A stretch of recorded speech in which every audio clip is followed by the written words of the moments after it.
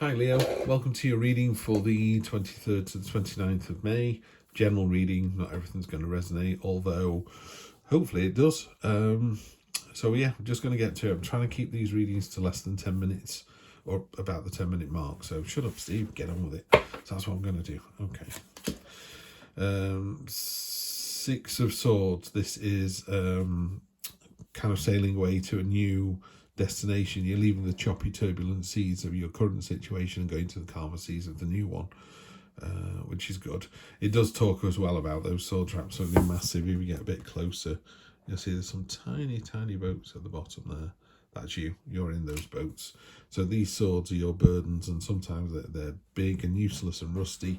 So, maybe you think about leaving your burdens where you are and sailing away cleanly. Leveling up, new experiences, all that kind of stuff. Great. And you get the world card on top of that. Definitely leveling up, going from, I'm Steve, I go from Steve 1.0 to 2.0. In the Fool's Journey, he has all these experiences, and the world's the last card he comes to, and it's a portal. And it's like you step through, and then using all those experiences, you go and have those adventures and experiences again, but with the knowledge you've already gained. So you level up, it's like commuting to a new job. First time you do it, you're like, I've got to learn where this roundabout is and how long it's going to take me. When you've done it 5, 6, 10 times, 1,000 times, you know all the shortcuts, you know how to get there. And that's what this is. As we go through life, we build our experiences, and they allow us to shortcut things or do things better, and because we've just done them before. Near past, Four of Swords, so time of rest, respite, solace, just chilling for a little bit. It's also a card of a minor blessing. Minor blessing could be finding, I don't know, $2 in your trousers and going, well, that's great. It's just enough for a bar of chocolate. Just what I wanted. It could be winning the lottery. It depends what you call a minor blessing. In the near future, we have the Seven of Wands. Seven of Wands talks about, you're cast iron, these are sticks, they're just breaking against you. You were right yesterday, you were right today, you're going to be right tomorrow. I call it the lighthouse card. You're literally there just thumping out this message of safety, attraction, come to me, I'm looking after you, and the waves are crashing against you, and the waves will go away and you'll still be there. I love that card, resilience, tenacity, confidence, you know you're doing the right thing. Yeah. Celebration and freedom, another 4. So 4s are about stability, the rigidity of the 4. Could be a celebration, could be a marriage, could be an engagement. Certainly a happy, joyful time. It's time of freedom as well. This bird's flying away quite happily. It's breaking the chains. That's you owning your power and moving on to the next phase. Another 4. There's only one 4 left in the deck now. So yeah, very sort of, I think you're trying to ground everything, Leo. That would be sort of looking at the money situation, looking at your headspace, looking about your sort of earthly needs. So really, it's only the 4 of Cups left, and that's not it's not one of the better cards in the deck. Certainly not one of the better cup cards. So maybe we don't need to see that at all. Your headspace at the moment, there's these butterflies, which are imagination and ideas, and they're being caught up in these cobwebs. And the money's got some vines growing over it, these pentacles. So it's talking about, you've got to set your ideas free, and you've got to be open to ideas, and, open the doors and windows, get a breath of fresh air through the house. Is that kind of, ring in the changes, because there's a little bit of stagnation there otherwise. Love to see this card. This is you. This is working with other people. The 3 of Pentacles. One's dropping soil on the ground, one's dropping seeds, one's dropping water, and it's oak leaves. You're growing an oak tree. Oak tree's about knowledge. Oak leaves in the tarot about knowledge. And you're growing this oak tree, and they're slow growing, they're magnificent, but they take hundreds of years. So you're doing something, you're growing a tree in whose shade you'll never sit. And that's a fantastic attitude to have. Go out and plant a tree for the benefit of your great-great-grandchildren. Love it, love it, love it. But as a card in a reading, it talks about, working with others for the greater good. There's 3 individuals here, or there's a number of individuals here, all combining together to grow this thing, to nurture it, bring it into being. Love it. people think you've got to make a sacrifice. My favorite, certainly one of my favorite cards in the deck, probably card 2 or 3. The Hanged Man. This is how other people see the situation, or external influences driving your situation. This is self-sacrifice. This is putting yourself upside down so you can see the world from a different place. I mean, he's actually more at the end of the process where he's gone, do you know what? I'm just giving in to the situation. He's just melting into the ground. He's turning into liquid gold. His body and feet and legs are just turning into butterflies, and he's going off to become an idea. He's going to become something bigger than he is. It's a bit like Batman, isn't it? You know, Batman's not a person, because when Bruce Wayne grows old, someone else can replace him, and the Batman will never age. It would always be this 30-year-old super duper man, woman, whatever, because it's just the Batman. And that's the same with this. It's the idea that's going to live on. So these 2 cards are just lovely, lovely, lovely. Some lovely energy can around here as well. I don't mind that one in this reading either. It's good. Great. Sensuals. This is in your hopes and fears card. This could spin it around to a relationship one, which I wasn't really seeing before. But the Empress is all about, love. It's all about sensuality. It's all about, I'm trying to think of Jack Nicholson in Batman, weirdly. She said, you look fine, and he just turns to her and says, I didn't ask. It is that kind of energy this week. Leo, you look fine. Yeah. And your final outcome. Okay, tenacity person. Stamina and tenacity from the Knight of Pentacles. And then energy on the bottom.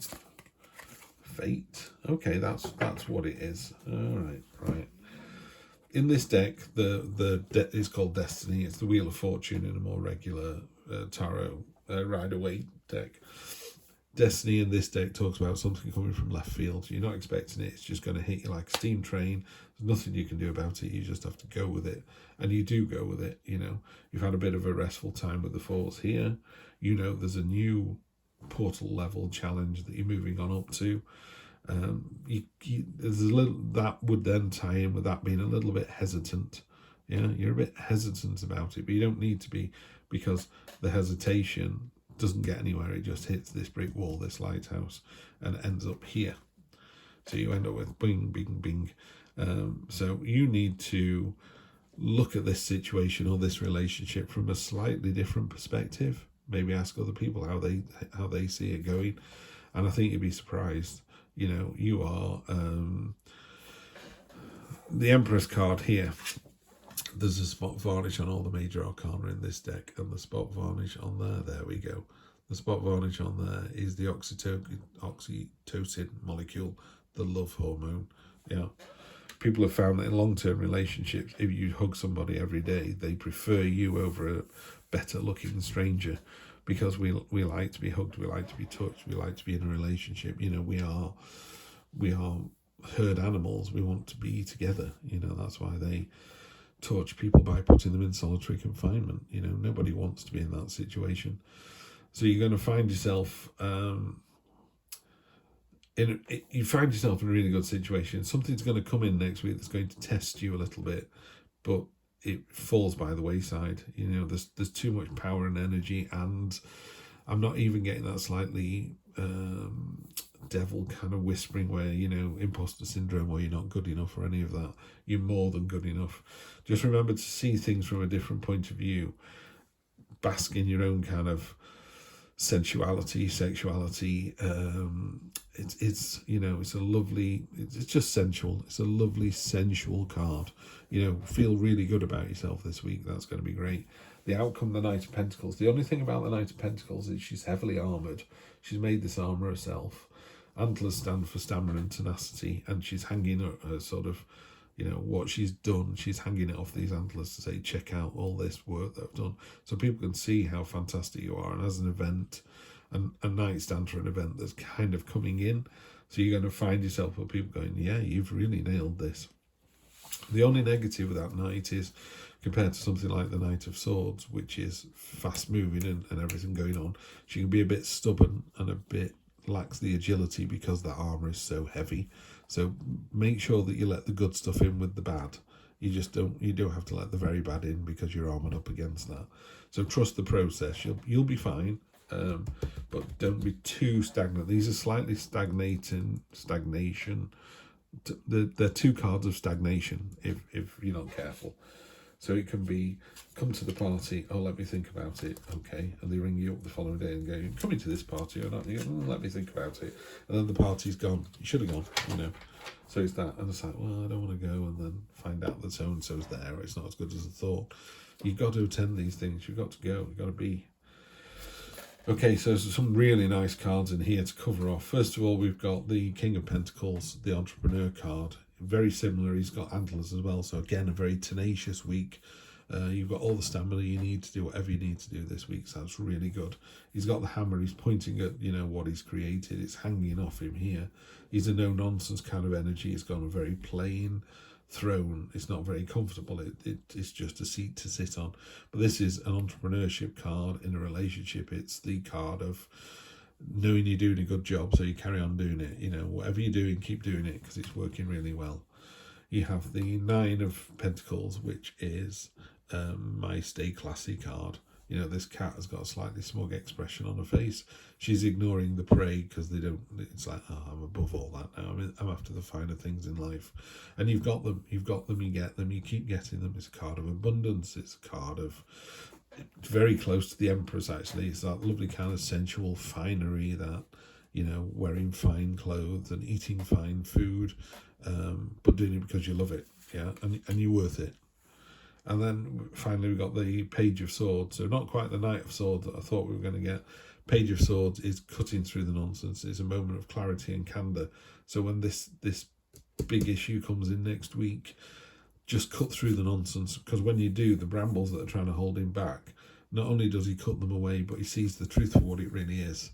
So just stay in your own energy and your own power this week. Whatever it throws at you, you've got plenty of. You've got 1, 2, 3, 4 big hitting cards this week, so it's going to be quite an eventful week as well. But you've more than enough energy, power, you know, resilience, stamina, tenacity to just knock it out of the park. Have a fantastic one. I'll see you next Sunday. Take care.